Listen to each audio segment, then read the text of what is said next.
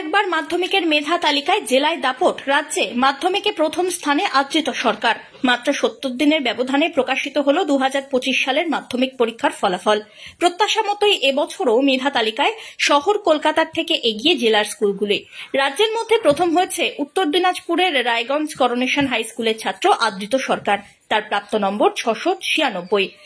এই বছর মোট 66 জন পরীক্ষার্থী রাজ্য স্তরে প্রথম 10-এ জায়গা করে নিয়েছে।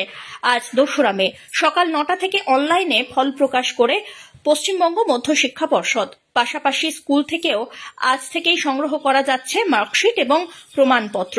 প্রথমে স্থানে থাকা আদৃতের পর দ্বিতীয় স্থানে রয়েছে বেলুর রামকৃষ্ণ মিশন বিদ্যা মন্দিরের ছাত্র অনুভব বিশ্বাস এবং সৌম্য পাল।